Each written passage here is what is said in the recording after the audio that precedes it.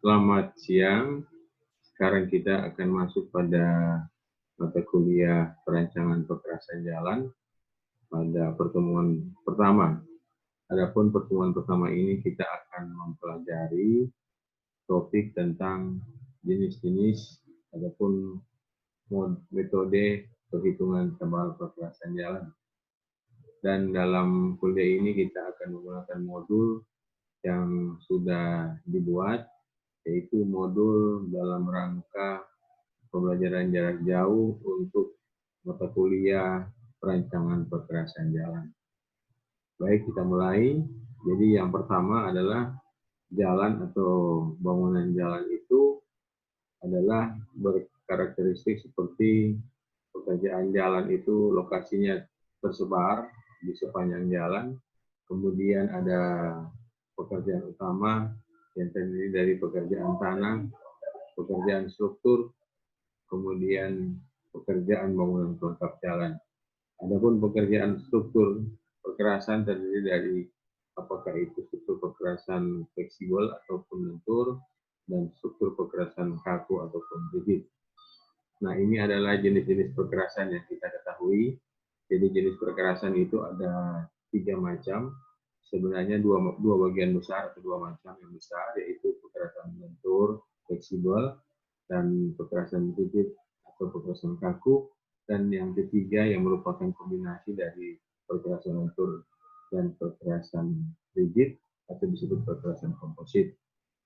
Kemudian perkerasan dapat terdiri dari perkerasan lentur dan perkerasan kaku, di mana sesuai dengan namanya, kalau perkerasan lentur adalah perkerasan yang dibandingkan dengan beban lalu lintas, maka perkerasan ini dapat bersifat sangat lentur ataupun fleksibel. Jadi seperti dengan perkerasan yang terdiri dari berbagai layer ataupun lapisan, di mana perkerasan lentur ini karakteristiknya adalah fleksibel ataupun lentur. Sedangkan untuk perkerasan kaku, sesuai dengan namanya adalah bersifat kaku, sehingga beban lalu lintas yang lewat dapat ditahan kurang lebih ataupun seluruhnya di perkerasan tersebut. Nah, kemudian setelah perkerasan kaku ini menahan beban, kemudian dia akan meneruskan ke lapisan di bawahnya, yaitu substrate ataupun tanah dasar. Kita lanjut. Nah, ini adalah tentang penjelasan jenis-jenis perhitungan perkerasan. Jadi ada yang rigid, ada yang lentur. Kemudian untuk perkerasan lentur sendiri, ada yang untuk jalan baru dan untuk jalan lama. Kemudian kita mengenal metode ataupun standar perhitungan tebal perkerasan jalan baru dan jalan lama sebagai berikut. Untuk jalan baru, kita kenal dengan berbagai macam tipe ataupun metode ataupun standar perkerasan, seperti ada metode perkerasan jalan Bina Marga 1987 atau yang kita kenal dengan nama Anissa Komponen. Kemudian kita mengenal juga ASTO 1972 yang mirip dengan Anissa Komponen. Kemudian kita mengenal juga ASTO 1986 yang merupakan revisi dari ASTO 72 yang sudah berbeda dari beberapa variabel terhadap ASTO 72. Kemudian ASTO 1993 yang juga sudah berbeda dengan ASTO 1986. Kemudian kita juga mengenal ada beberapa metode perhitungan perkerasan yang lain dari negara yang lain, seperti ROTO 31, kemudian dari Australia kita mengenal NASRA, kemudian juga untuk perhitungan tebal perkerasan lentur ataupun fleksibel untuk jalan lama, kita mengenal dengan nama metode lapis ulang atau overlay. Ada beberapa metode. Metode yang pertama adalah dari Amerika, yaitu Failing Wake Spectrometer ataupun FWD. Yang kemudian adalah metode dari Indonesia, yaitu Bengkelman Beam. Jadi ini adalah metode-metode perhitungan tebal perkerasan yang ada. Kemudian kita yang mengenal ada karakteristik dari perkerasan lentur ataupun perkerasan fleksibel adalah sebagai berikut. Pertama, bersifat elastis. Kemudian dia jika menerima beban maka akan memberikan kenyamanan bagi pengguna jalan. Kemudian beban tersebut akan diteruskan ke lapisan di bawahnya, di mana seluruh lapisan dalam lapisan perkerasan lentur atau fleksibel ini ikut menanggung ataupun menahan beban. Kemudian penyebaran tegangan ke lapisan tanah dasar, kemudian hingga tidak merusak lapisan tanah dasar. Kemudian pada umumnya menggunakan bagan pengikat aspal. Kemudian yang terakhir, usia rencana adalah maksimum 20 tahun. Kita bisa lanjut. Kemudian tentang karakteristik perkerasan kaku. Sesuai namanya, maka bersifat kaku. Kemudian pavement yang digunakan adalah dari perkerasan beton. Kemudian digunakan pada jalan dengan lalu lintas dengan beban muatan yang sangat tinggi. Kemudian kekuatan beton sebagai dasar perhitungan sebab perkerasan. Kemudian umur rencana bisa lebih dari 20 tahun. Kemudian kita lanjut, ini adalah contoh dari jalan yang telah dihamparkan oleh lapis perkerasan, dalam hal ini adalah perkerasan fleksibel yang terdiri dari multi layer, di mana lapisan perkerasan fleksibel ini, kalau kita lihat detail A ini adalah sebagai berikut, di mana detail A yang paling bawah adalah yang sebelum lapis ini adalah merupakan tanah dasar.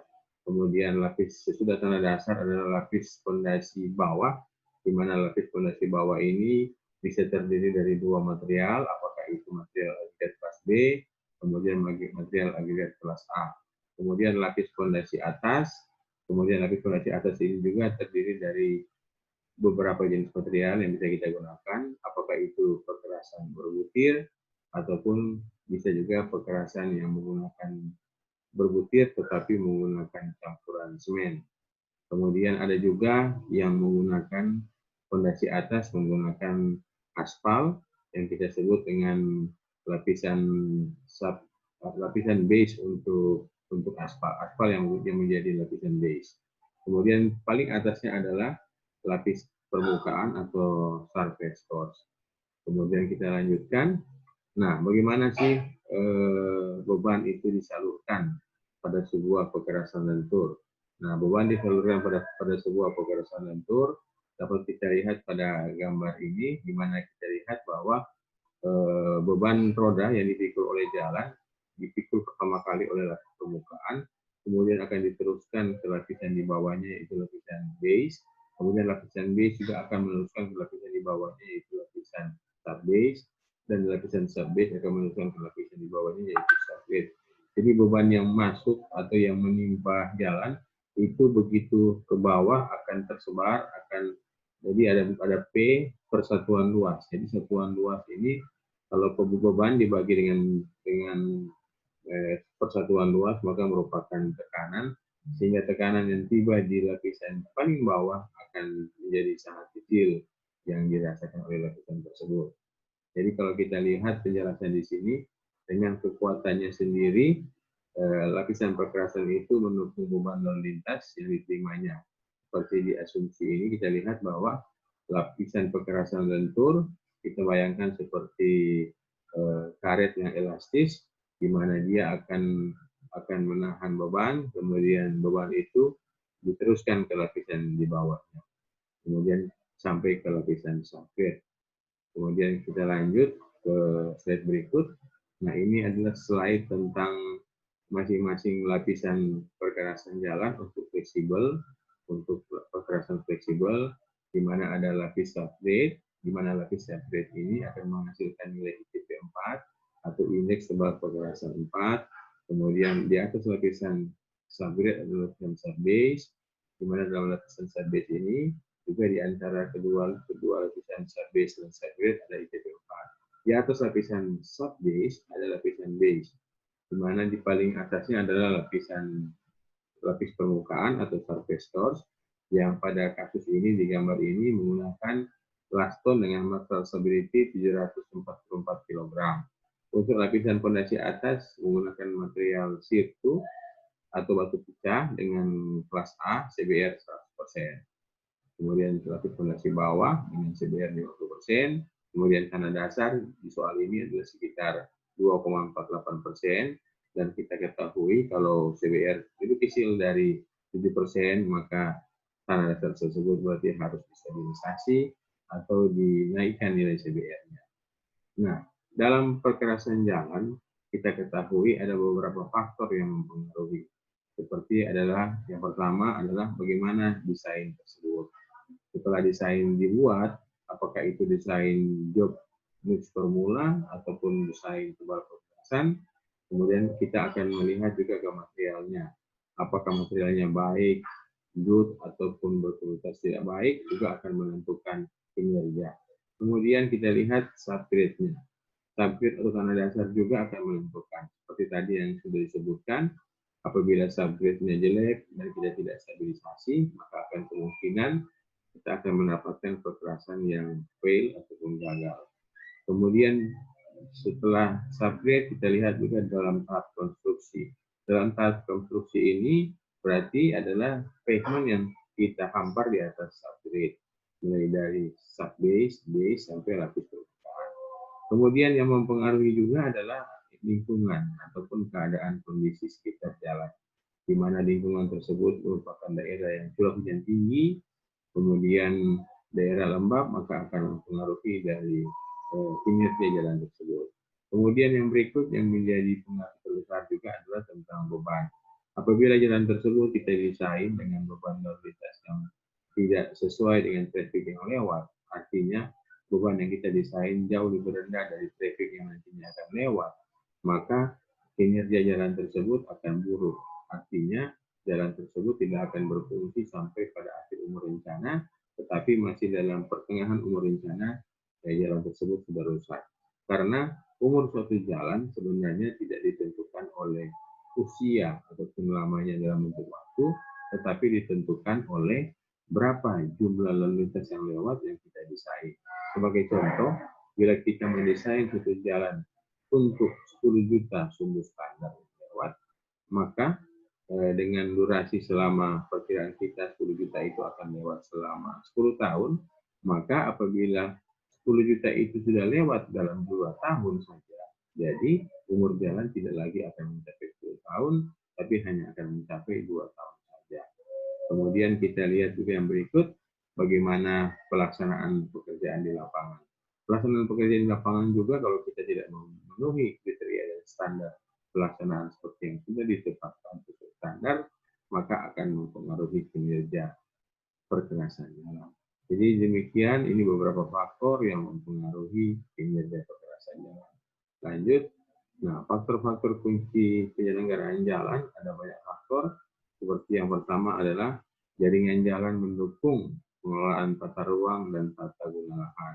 Faktor kedua, alokasi anggaran yang tepat sesuai kinerja.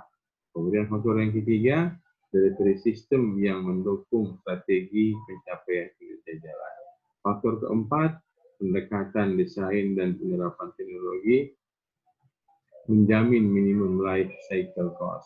Faktor yang kelima, pelaksanaan tepat mutu, waktu, dan target anggaran. Faktor yang keenam, pemeliharaan jalan bersifat responsif dan preventif.